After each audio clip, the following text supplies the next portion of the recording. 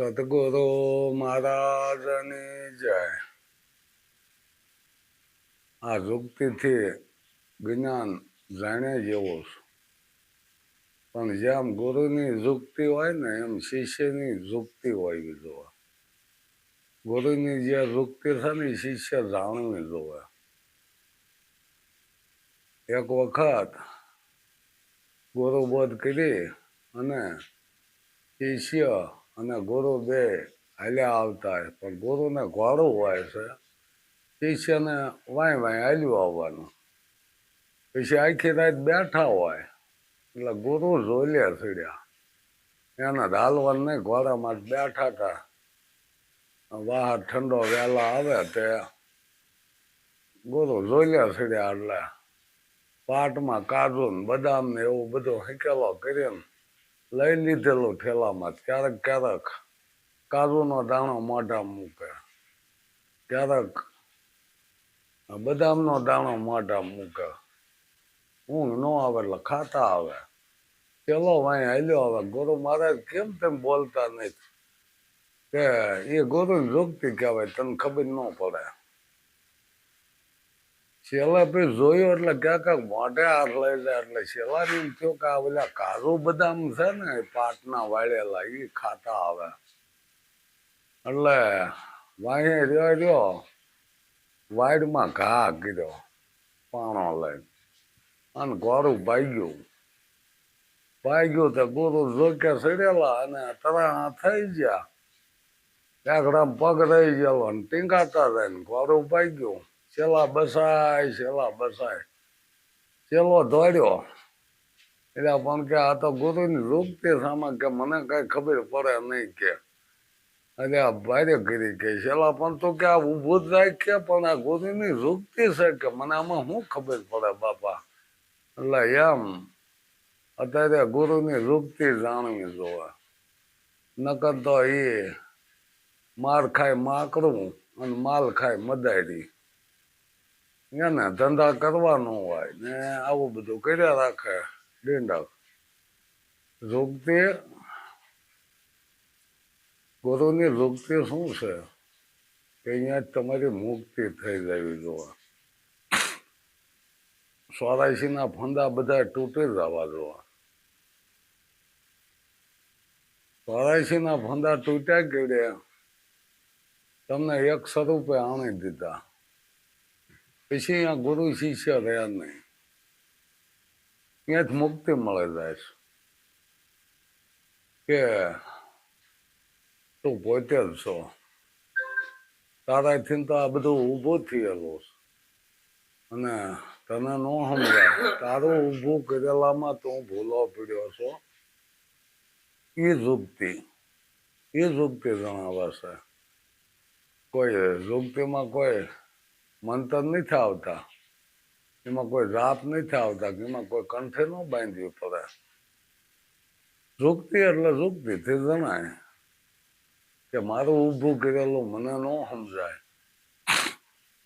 જ્ઞાન કઈ રીતે થાય એમ ગુરુ કરવા એ પોતાને કરવાથી એને ઊભું થયું કે મારે ગુરુ કરવા. ગુરુ છે જ તે, પણ ગુરુ કર્યા ને એટલે ભાઈ ધ્યેય ક્યાં જાય છે? અહીંયા જાય છે. એ ઘાટ સામો ગયો જાય છે કે મેં ગુરુ કર્યા ના મારા ગુરુ. એટલે એ ઘાટને ગુરુ માનીને બેઠો છે. જો ગુરુ ઘાટે હોય તો પોતે પછી ઘાટે જ રહે. ઘાટનું એને કોઈ ભાન થાય નહીં. એટલે પ્રીતમ સાહેબની સાખી છે કે ગુરુને માને માનવી દેહ થકી કરે વ્યવહાર. પ્રીતમ કે પડે નરકમાં સંશય નહીં લગાડ. જો કોઈ ઘાટને ગુરુ માની લેતો હોય, દેહને ગુરુ માની લેતો હોય, ગુરુને કોઈ માનવ માનતો હોય તો એ સીધો નરકમાં જાય છે. તો કે ગુરુ વ્યાપક વસ્તુ છે. આવો આપણે વારે કહેવી છીએ કે ગુરુ કોઈ વ્યક્તિ નથી. સદગુરુને આપણે જ્યારે બોલાવી છીએ તો એ સતનો કોઈ ઘાટ નથી હોતો. એને મૂર્તિનો હોય, ફોટોનો હોય. આ ગુરુની વાત છે. બાકી આ ગુરુ જે તમને રસ્તા બતાવે છે ને એ તો બરોબર છે, એ તો ગાંઠથી ન સમજાય, પણ તમારે પૂગવાનું જ ક્યાં? રામાપીરે કીધું કે સતની આગળ નથી બીજું કાંઈ. આપણે એ ઘાટ મૂકી અને એ અઘાટે જવાની વાત કરી છે. ગુરુએ તમને રૂપથી બતાવી બરોબર છે, એનો પાડે ભૂલાય એવું નથી. આપણને કોઈ ધંધો શીખ્યો હોય તો એનો પાર ન ભૂલાય, એ બધા ગુરુ જ કહેવાય. શિક્ષણ દીધું એ ગુરુ જ કહેવાય ને. પણ આ વસ્તુ કેવી છે કે એ એક માર્ગ બતાવ્યો. એ માર્ગ તમે અઘાટે જવાનો માર્ગ તમને સીધે હશે. ઘાટે તો આ બધું રહેવાનું. જો ઘાટે નામ રૂપ ગુણે ઋષિ, જીવ ઈશ્વરને માયા ઋષિ, ઘાટે આ બધું ઘાટને જ વળી ગયું છે. પણ જ્યારે તમે ઘાટ છોડો તો આ બધા લફડા નીકળી જાય. તો અઘાટ વસ્તુ કે શું છે એવું કે એ તું પોતે છો. એની જો કોઈ ઓળખાણ કરાવી દે કે સ્વયં તું પોતે, સ્વયંભૂ આપણે કેવી છે ને, સ્વયં તું પોતે છો, એવી ઓળખાણ જ્યારે થઈ જાય તો આપણને એમ થાય કે આ અદ્વૈત જ્ઞાન આપણને મળ્યું, આમાં બીજો કોઈ રહ્યા નહીં. પછી ગુરુ શિષ્યની આપણે વાત જ ક્યાં કરવાની રહી. એટલે અત્યારે જો એ આ ઘાટને પકડશો ને તો પછી ઘાટ સેવાય માગે ને બધું માગે, પૂજાય માગશે. જ્યાં જ્યાં ઘાટ છે અહીંયા લફરા વળગ્યા છે. પ્રેમ ધરી ગુરુ પૂજન કરીએ એવો જો તમારામાં પ્રેમ પ્રગટ થયો હોય તો પછી ઘાટ છૂટી જાય છે, અહીંયા અઘાટ એક થઈ જાય છે. એટલે આમાં ખાલી પ્રેમ, સવા ભગતે કીધું ને પપ્પા પ્રેમ તત્વ પરખાવે એની તોલે બીજું ના આવે. કેવળ પ્રેમ રહેવો જોઈએ તો કેવળ જ્ઞાન થાય. પણ જો થોડો જાજો વ્યામીમાં રહી ગયો ને તો વળે પાછા અંધશ્રદ્ધામાં ધકેલાઈ જાય છે. અંધશ્રદ્ધાએ તો આ મોટે રમખાણ મારી છે. જો આ જે કઈ ક્રિયાકાંડ થાય છે એ અંધશ્રદ્ધા સાપ. પૂજન કરવા એ જ પાખંડ છે. સ્વયં તો પોતે છો, પછી પૂજા કોઈની કરવાની આવે. આવી જો ઓળખાણ થઈ ગઈ હોય કે સ્વયં પોતે જ છે, પછી પૂજા એને કોઈની કરવાની આવે. આ નદીઓના પાણી દરિયામાં વિયાઈ ગયા, દરિયામાં હમાઈ જાય છે, પછી થોડીક દરિયાની પૂજા કરવા બે ત્યાં ભળાઈ જાય છે. એટલે એવું આ જ્ઞાન છે. લાંબી કોઈ માથાકૂટમાં પીડ્યા જેવું જ નથી. જો રાપ કરવાના સીન છે ને અખંડ રાપ, તો અખંડ રાપ તો ચાલુ જ છે. એ બંધ થાય પૂરું થઈ જાય. આજે સુવાસા રહ્યા ને અખંડ રાપ જ છે. એ બંધ થાય તો પૂરું થઈ જાય ને. પણ જે એ રાપથી તમને અખંડ વસ્તુ મળે છે, ઘાટ વસ્તુ જે મળે છે, અને પાછો એવો છે કે એ અઘાટ સિવાય તો કાંઈ બને નહીં એમ. આ ઘાટ છે ને જ બન્યો અઘાટથી. આ પાંચ જે પ્રકૃતિ છે, આ પાંચ તત્વ છે, એની પાંચ પ્રકૃતિ આવે છે. પણ આપણે એ પાંચ પછીના ઝઘડામાં આ હીરાને ખોઈ નાખી છે. આ કિંમતી અવસર આપણને મળ્યો છે ને એ જ આપણો હીરો છે, બીજો કોઈ નથી. આમ નિશ્ચય દેહ મળ્યો છે ને એ જ હીરો છે. પણ એ આ પાંચ પછીના ઝઘડામાં એ હીરો આપણે ખોઈ નાખી છીએ. પાંચ તત્વ છે એની પાંચ પ્રકૃતિ છે. એટલે અહીંયા જો વાત એક એવી કરી છે ગોરખની વાણી, અબ મેં ક્યાં કરું મેરે ભાઈ, મૃગલા ગયા ખેત સબ ખાય. પાંચ મૃગલા પછી મૃગલી રહેતા વનની માય. એ વનમાં ખેત અમારા, એ વનમાં આ ખેતર આપણું છે. ખેતર જે ક્ષેત્ર કીધું છે આપણું શરીર, એ ક્ષેત્ર છે. તમે ક્ષેત્રજ્ઞ છો. તો કીધું કે એ વનમાં ખેતર અમારા, જાગું તો ભાગી જાય ને હોવું તો સરી જાય. જો આપણે માયાના જ્ઞાનમાં હોઈ રહીશું તો આ મૃગલા પાંચ ને પછી મૃગલી ખેતર સાફ કરી નાખશે. પણ આપણે જાગૃત થવાનું છે. જાગૃત નગરીમાં સોરને લૂંટે રખ મારે ગાજમ તૂતા. તો જાગી જવાનું હા માયાની અંદરથી. કોઈ તમારે ઉજાગરા નથી કરવાના, કોઈ જાગરણ નથી કરવાના, તો આ માયાની અંદરથી જાગી જવાનું. સંતોએ એ વાત કીધી. લક્ષ્મણ 12 વર્ષ જાગ્યા હતા, તો 12 વર્ષ એ હોતા ન હોય તો એવું કોઈ નથી, નિંદ્રા તો આવે. પણ જાગૃત રહ્યા એટલે જાગૃતિમાં આવી ગયા કે કોઈ આપણને કલંક ન લાગે એવી જાગૃતિ એ માયામાંથી જાગી ગયા. અને એ પોતે જ ઇન્દ્રિયને વશ કરી કે જે જાગ્રત રહેશે ને 12 વર્ષનો યોગ એક થાય છે કે 12 વર્ષ જાગે ને એને ઇન્દ્રિય કાબુ આવે છે. તો એ જો લક્ષ્મણ 12 વર્ષ જાગ્રત રહ્યા એટલે ઇન્દ્રજીતને મારી ગયા, ઇન્દ્રને જીતી ગયા. ઇન્દ્રજીતને જીતો હોય ને તો 12 વર્ષનો યોગ કરવો જોઈએ. તાત્કાલિક કોઈ વસ્તુ ન થઈ જાય. યોગ એટલે જાગ્રત રહેવું કે હું ક્યાંય આમાં આવી નથી જતો ને, તો કે માયાનું આવરણ એવું છે, આપણને ખબર ન હોય ને ત્યાં વળગી જાય છે.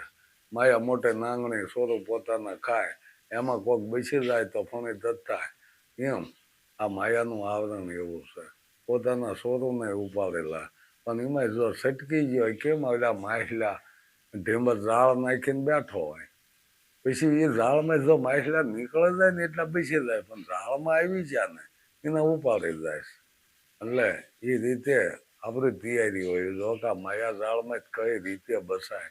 એટલા માટે જ આપણે આ ગુરુ જ્ઞાનની જરૂર પડે છે કે એ બસવાની એક બારી છે. કેવળ જ્ઞાન એ જ બસવાની બારી છે. બીજા તમે ગમે એ પૂજા કરશો, જાપ કરશો, તપ કરશો, એવા તપેશ્વરી આમાં આવી ગયેલા છે. તવા ભગતે કીધું કે વિશ્વામિત્ર પારાસર જેવાને પટક્યા શું કરે રૈયત બિસારી, પણ પાડ્યા પણ કે પાખરિયા પાડ્યા. ત્યારે તો એના પાખરિયા કહી દીધા કે જે આ માયાના આવરણમાં ફસાઈ જાય છે ને એ પાખરિયા જ કહેવાય. ભલે ગમે એટલું તપ કર્યું હોય, એ 60,000 વર્ષના તપના ધુમાડા કરી નાખતા હોય તો પાખરિયા ન કહેવાય તે શું કહેવાય? એટલે એવું જ્ઞાન તમને પોતાને નિકી થવું જોઈએ કે આ બરોબર છે. એમ કોઈ કહી દે કે આમ છે ને તમે હા પાડી દીશો તોય નહીં બસો એમાંથી. તમને પોતાને નિકી થવું જોઈએ. મેં ગોળ ખાધો મને ગળ્યો લાગ્યો એમ. જો કોઈ તમને કહી દે કે આ ગોળ જ છે, ગોળ જ, પણ ગળપણ નું આવે તો ગોળ એને કેમ કહેવો એમ. જો આપણને જ્ઞાન લીધું હોય ને કોઈ જ્ઞાન ન થાય, કોઈ જાગૃતિ ન આવે તો એને જ્ઞાન કઈ રીતે તમે કહેશો? એટલે એમ ભરમાવી ગયા, ઘણાને ભરમાવી નાખ્યા છે આ જ્ઞાનમાં કે ભાઈ આ જ હાસું છે, આ જ હાસું, પણ તમને નક્કી ન થાય તો કઈ રીતે હાસું એમ. વસ્તુ તમને મળી જાય તો તમને આનંદ હોવો જોઈએ, તમારે અખંડ આનંદ હોવો જોઈએ, એમાં કોઈ સંશય આવે નહીં એવો આનંદ થવો જોઈએ. પણ એ આમાંનું કીધું માની લેવું તો કીધું કે ગુરુના વચનમાં વિશ્વાસ રાખો, બરોબર વિશ્વાસ, પણ નક્કી ન થાય તમે કઈ રીતે વિશ્વાસ રાખશો? હાલો, તમને નક્કી અહીંયા કરાવી દે તરત તો તમારો વિશ્વાસ બે તમે આગળ હાલો. ત્યાં ના ના આ રસ્તો બરોબર, સરનામું મને મળ્યું બરોબર, તો તમે તમારા એના ઉપર તમે અનુભવ કરી શકો. બાકી અનુભવ એને અટવાણા એના પૂંજવા પડે પાણા. આજ જ્ઞાન લીધું હોય કાલે વળે પાછો અગરબત્તી નારીત્યું ચાલુ કરી દે, એને કોઈ જ્ઞાન થતું નથી. આ બધા આડંબર છે. કોઈ એવું કોઈ શાસ્ત્રમાં એવું નથી કે તમે આવા અગરબત્તીઓ કરો પૂજા કરો તો તમને આ જ્ઞાન થાય.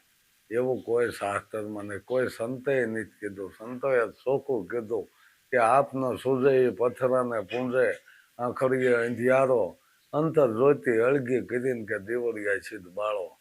એને ચોખ્ખે ચોખ્ખું કીધું કે તું તને નથી ઓળખતો એટલે આ બધી ધમાઈન લાગી છે.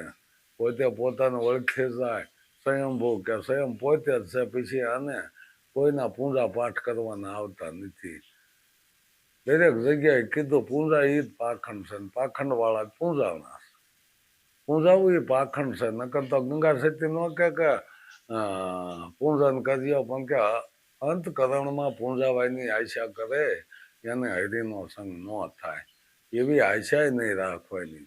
જો પોતાનું સ્વરૂપ આ મને નક્કી કરાવવું હોય તો પૂંજાની કોઈ આશા નહીં રાખવાની કે આ મારી પૂજા કરશે, મારી સેવા કરશે. સેવાએ શું લેવા કરાવી જોવા? સેવા તો હાથે સાથે. જો પોતાની તોલે બનાવી દીધો હોય તો પોતાની સેવા પોતાને કરવાની રહેશે, બીજાને શું કરવાની હોય? મારું કામ છે મારે કરવું જોઈએ ને, મને ભૂખ લાગી મારે ખાવું જોઈએ, બીજો ખાઈ કે હાલે? એમ પોતાનું ધ્યાન રાખવાનું છે, ધ્યાન ધરવાનું નથી, ધ્યાન રાખવાનું છે. અને જોવા જે ધ્યાનમાં બેસી ગયા ને એ આવરણ ઉભા જ થયા છે. અને જે ધ્યાન જેને રાખ્યું છે ને, જાગૃત થઈ ગયો છે ને, એને પછી કાંઈ કરવાનું રહેતું નથી. આવું આ અદ્વૈત જ્ઞાન છે, પણ આ જ્ઞાનની વાત કરવા વાળા બહુ ઓછા છે. સદગુરુ મહારાજની